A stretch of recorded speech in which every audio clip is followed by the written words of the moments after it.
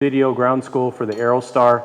And for the emergency procedures chapter, I'm interested in interviewing any of you who've had an emergency in the Aerostar or an unusual, an abnormality, and do like an interview on Zoom or something like that, record it and make that available for others to learn from. So I just want to put that out there.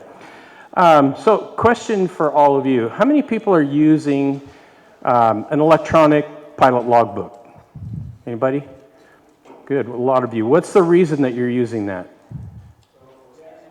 So you don't forget, okay? Keeps your data safe, right, in the cloud.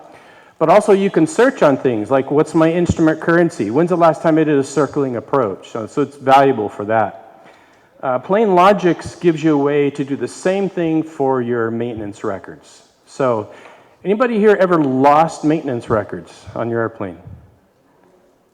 You have, okay. How does that affect the value of your airplane?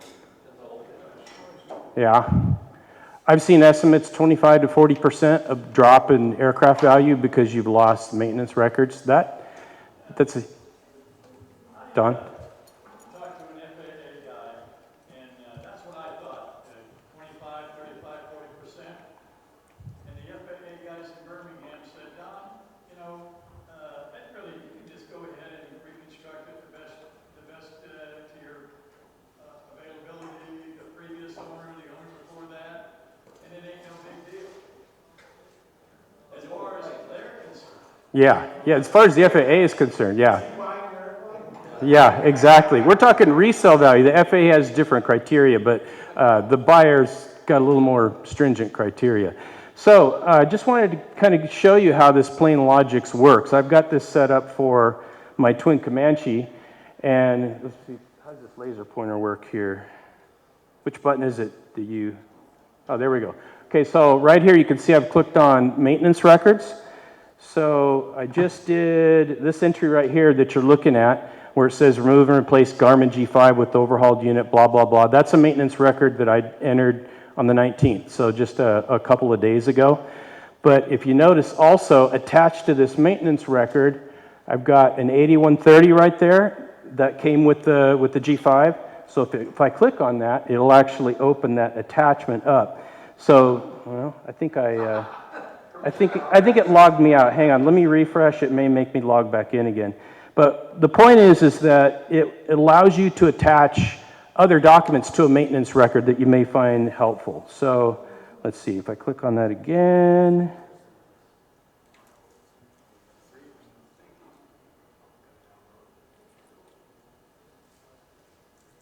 It's coming. Yeah, so here's the release certificate that came with that. So like I said, just gives you the ability to attach some of these things if you want to. And then as far as I actually signed this logbook entry digitally. So here's what that looks like. And then you can print this out. This is actually a hard copy of it here, so you can print it off and put it in your maintenance records. I'll leave this up here. In case anybody wants to look at it. Actually, that's a different thing. That's the receipt from Aircraft Spruce. But let me see if I can hang on just a second here. Show more. There's the e-signed version. So when I sign this electronically with my A&P certificate, this is what's about to come up here. And so by the way, while this is loading, there's two ways to do maintenance record entries. You could either take a maintenance entry, like let's say Joel Stout signed something, you can scan it as a PDF and upload it. You can go all the way back to the birth of the airplane that way. And when you scan maintenance entries and upload it, there's an OCR, optical character recognition, that now makes those records searchable. So when's the last time I changed the pneumatic pumps? You can search that and find how old is my windshield? When do I have to replace it? That's an example of the kind of things that you can search. It looks like my internet speed is pretty slow, so you may not get to see that here, but there's a hard copy up here. So the other way to do maintenance records, I alluded to a moment ago, is you could just simply sign it. My login has my A&P credentials, so I can just sign it digitally, and then I can print that insert off and put it in the binder. It will also track ADs. In fact, when you first set your airplane up, it'll do an AD search for you, and then you can actually attach the AD records to the logbook entry where it was complied with, If it's a recurring AD, you can easily keep track of that, and then you could print off a sheet with a couple of clicks that shows the status of all your ADs. So anyway, it's just a really helpful system for keeping track of all that and keeping records safe in the cloud and so forth. Any questions on how it works? The cost. Yeah, so they're offering kind of a deal for us as AOA members. Let me pull up my notes from what they told me here. So, first of all, there's two different tiers of service where you could either pay to have the company onboard all of your past records. So you take all your logbooks and you ship it to them, and they will scan it for you and upload all that stuff so that now you've got everything back to the birth of the airplane if you've got records that go back that far. Or you could do that yourself. You could do all the onboarding yourself, and then on an ongoing basis, you can upload PDF scans yourself. So you got two different ways to go. So if you decide that you want them to do the onboarding for you, the normal cost for that is around $2,000. But for AOA members, they'll do it for $1,600. And then the monthly cost, the normal cost is $149 a month per tail. But for the first 3 months for AOA members, they drop it to $120 a month. So that's the pricing structure. Doug actually has some brochures that they for handing out, and there's a QR code on there. So if you scan that QR code, that's what will give you access to the AOA rates for that.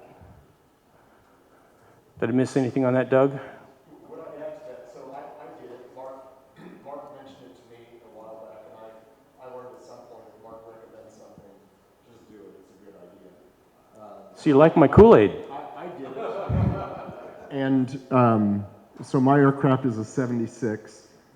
I had a suitcase full of logbooks that I had no idea what was in them.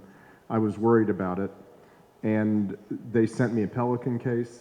I loaded up everything in it, all my logbooks, all my FAA documents, all my installation drawings, all my flight manual supplements, all of my work orders, anything I had, which was everything, I put it in that case, and then a few weeks later I logged in and everything was in there.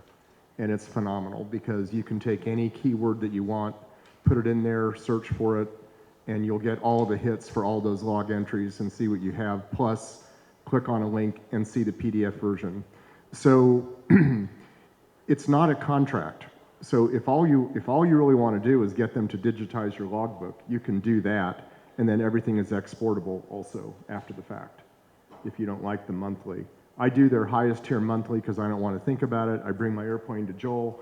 He emails me logbook entries. I send them to them. They scan them in.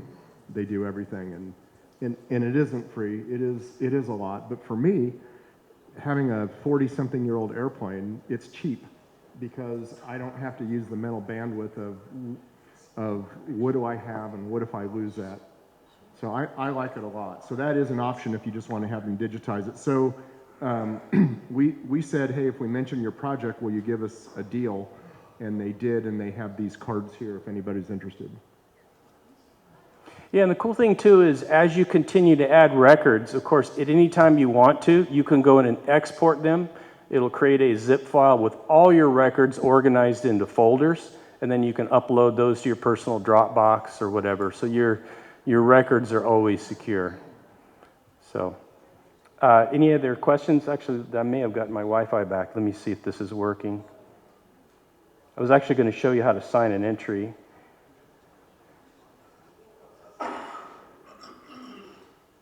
All right, here's an e-sign one. Let's see if this works. Yeah, so this is the one that's the same thing as this one right here for the maintenance that I did just the other day.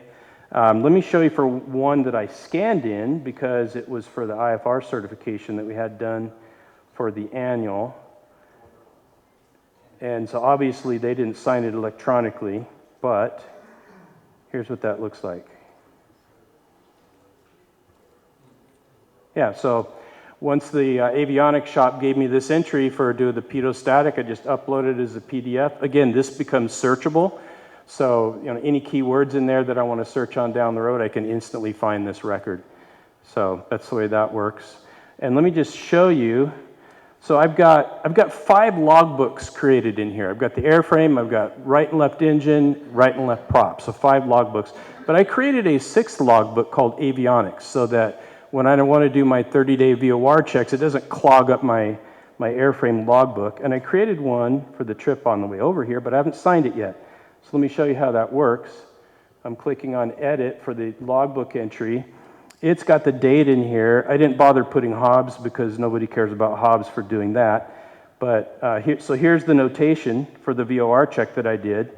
And then if I click on, now it's supposed to give me a button to click on the electronic signature and it's not working. Why?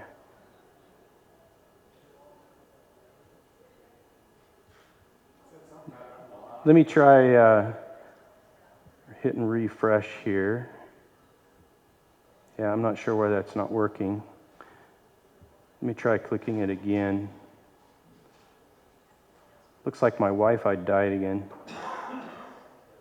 Yeah, so normally that button right there, that's an update button. It's supposed to give me a button for the electronic signature. I think I've got a bandwidth issue, so it's not working here. But basically what I do when I click on that is it has my credentials already in there, and so it gives me the ability just with my finger to sign it, and then that becomes a PDF that they can print off later. Questions on this? That's all I've got. Thank you, Mark. You bet.